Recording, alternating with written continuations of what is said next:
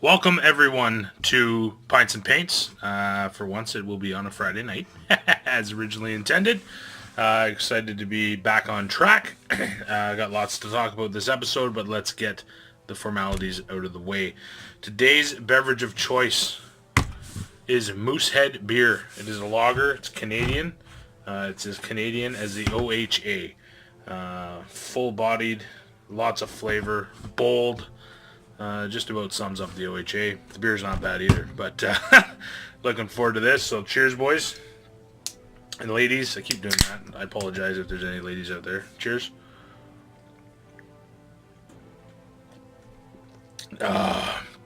Delicious, delicious, and I might add, chilled in the most Canadian way possible. This beer has been out on my deck for the better part of a week. In the case, not just sitting out. But we have finally hit winter temperatures here in Canada, and as such, the beer is perfectly chilled. So we were a nice -5 today, so the beer is extra cold and extra delicious. For those of you watching overseas, it's something that you will never understand unless, of course, you come over and have some pints with us, and that is a truly chilled in a Canadian way beer. So cheers. Here's the Moosehead. I think I've had this on here before, but anyways, this is what I grabbed. This is what I'm doing. So P&P. Today we're going to discuss Council of the Wise. First off, I want to give a big shout out to Derek and Ronan for running a terrific event, and in fact, to that point, Derek's entire family. It was really a family event, which was absolutely awesome. Give me 2 seconds here. That helps a little bit with the lighting. Really a family effort, which was awesome to see. His family did a bake sale, which was incredible. There were some awesome goodies there. Really fantastic.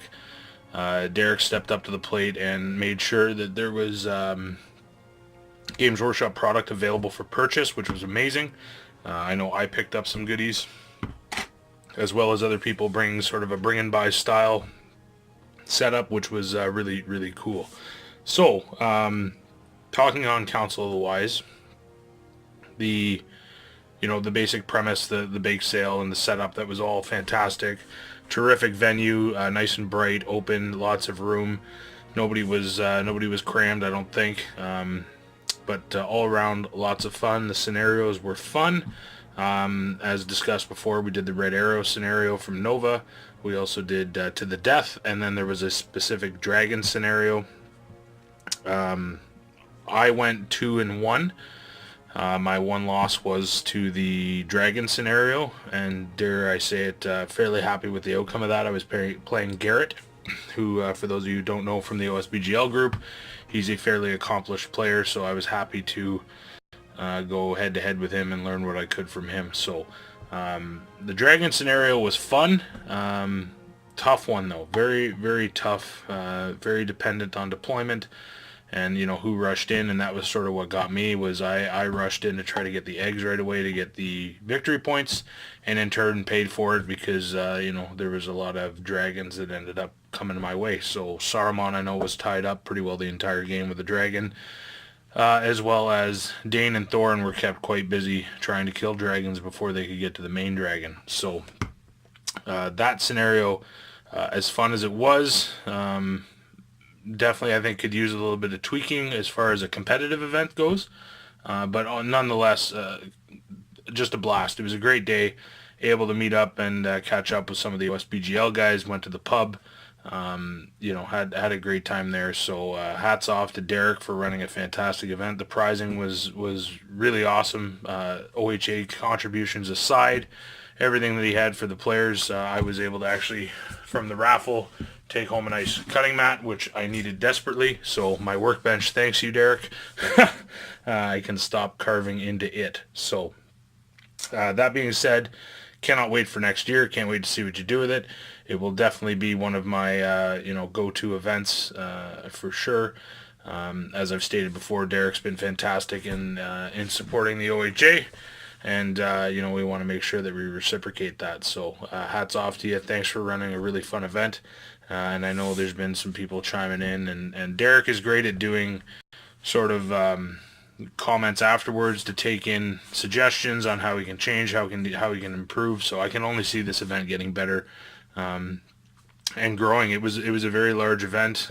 Forgive me, I cannot recall the exact player number, but it was definitely one of the larger Nova Aside events that I've seen take place. So that was awesome. Really excited to met some great people, played some awesome opponents. Travis, Josh, I think, and Garrett.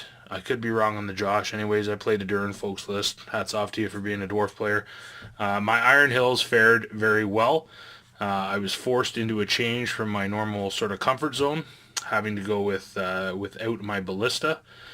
So I substituted in Thorin. So I had Thorin, Dane, 12 Iron Foot, split into 2 warbands, 4 goats total, and Dane on Warboar. So I really enjoyed the Dane, Thorin, sort of 1-2 punch on each flank. They did quite well. Thorin is very, very handy. I enjoyed him in his free heroic combat. Every turn came in handy. Thanks to Travis for reminding me about that. So definitely still a new player, still picking up the ins and outs, but had an absolute blast. 2-1. I'm very happy with that. Went very well. So lots of fun had. I know George had a great time. We all picked up some goodies. I picked up some stuff for sort of my next project. For those of you following along on the channel, you'll know that my Iron Hills, I'm in the process of getting those completed and ironed out. Get that entire force painted and in the cabinet ready to go. After that project, the next one that I want to do, in anticipation of it getting sort of a revamp in the new release, is definitely going to be Numenor. So I was able to pick up just some base Numenor troops. I have some. They're terribly painted. I bought them that way, and all the hassle and pain that goes along with stripping them. When I saw that there was some stuff from the original box set available that was unmolested, so to speak, I wanted to make sure that I picked it up. So I got some of that. I've got the metal figures for Isildur and Elendil, so I'm going to be working on that. Got to grow that side of it a little more, but definitely a faction I want to see, I guess, buffed, you could say. Looking forward to see what the boys at SBG decide to do with that and see where it goes. So that's sort of the next SBG project on the list after the Iron Hills are completed. So that wraps up everything for Council of the Wise. As far as other news goes, there's obviously been some great things being posted in the Facebook groups with regards to the latest White Dwarf that featured a couple battle companies, and I think it was a 4-page write-up on SBG. So the fact that we're creeping back into mainstream content with regards to White Dwarf, hopefully that'll become something that we see on a regular basis. We're seeing now a regular session with regards to the Twitch TV account through GW that is going to feature SBG, whether it's Adam Troke talking about things, whether or not we see Jay Clare, I don't know. But the fact that we're sort of creeping back into the mainstream is awesome. It must be proof that things are going well for the IP and for that particular product line. So all positive things for SBG. Cannot wait to see, I believe before Christmas, the Battle Companies is going to get dropped. That is what was featured in the new White Dwarf. A lot of excitement building about that. There was 2 factions included in the White Dwarf, so if you have a stockist near you, go and pick up your copy and support your Hobbit hobby. As for the hobby in general, just really excited. The amount of life and energy that's coming from the community via the Facebook groups has been absolutely incredible.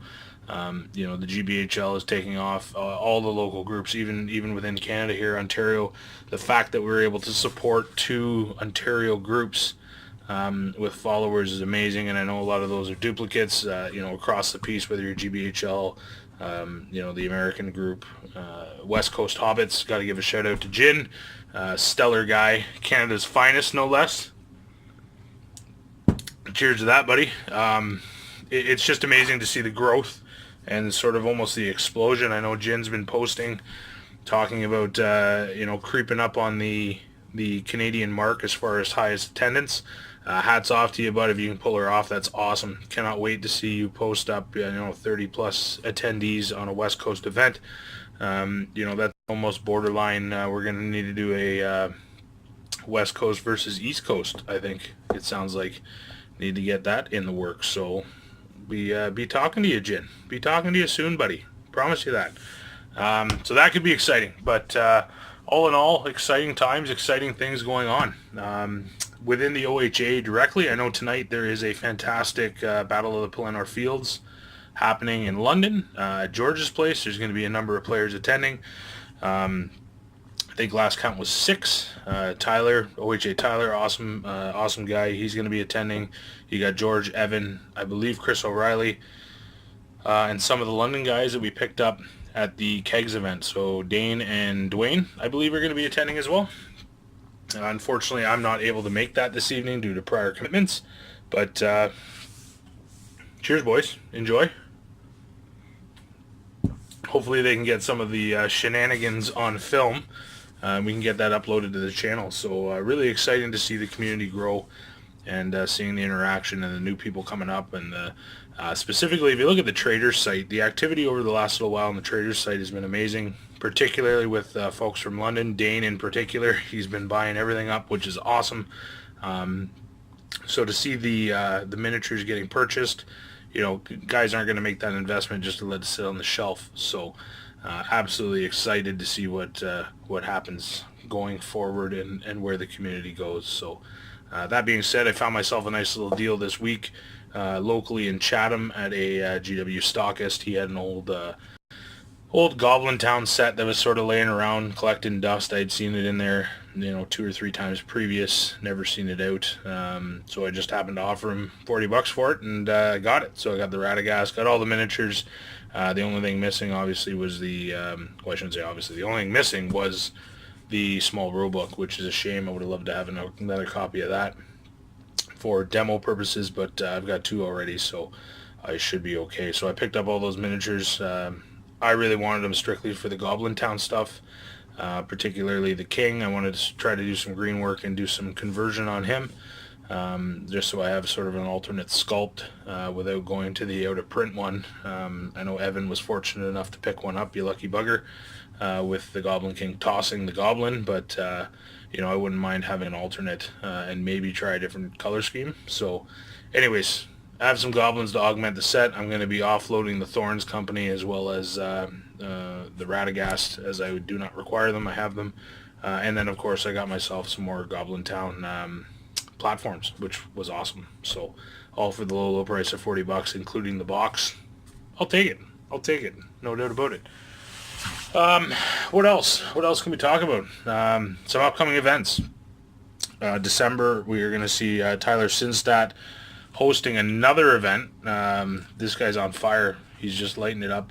Lots going on December 2nd in Niagara Falls. So for those Americans tuning in, that's not too far from the Buffalo border, obviously. You guys could definitely jump across and get in on that action. Supposedly there's a number of players in the Niagara region that have been looking for, I guess, an outlet, and Taylor is trying to offer that, so that's awesome. Hats off, well done.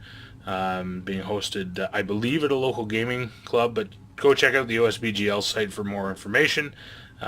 It's Fight at the Falls or Fight to the Falls, I'm not entirely sure. I think it's Fight to the Falls, hosted by Taylor from Blackfire, so go check that out.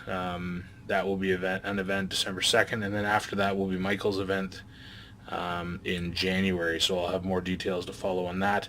I will not be attending the December 2nd event. Unfortunately, I have a family Christmas to attend, but wishing everybody all the best with that. Hope it goes well and you get a great turnout. So I will be attending the January event, which is Michael Campbell's event. Looking forward to that for sure, and supporting in any way that we can. We definitely offered to Michael to provide some terrain and stuff, so we'll be happy to load the truck up and bring down whatever it is that we can. As far as hobbying goes, it's nice because I don't have an event coming up.